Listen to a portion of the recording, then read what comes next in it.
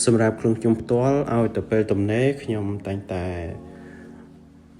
ទៅលេងនៅតំបន់ប្រាសាទភ្នំជីសូរ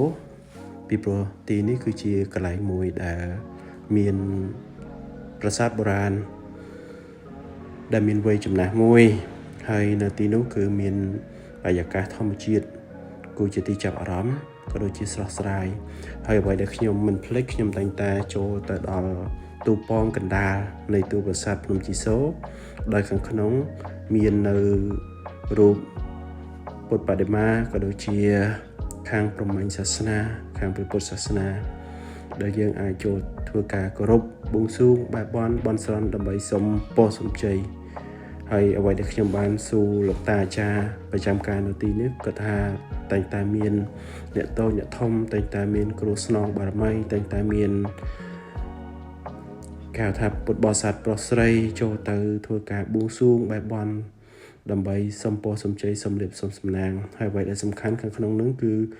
ជាទីសក្ការៈបូជាដ៏ប្រសិទ្ធមួយដែលយើងមិនគួររំលងទេ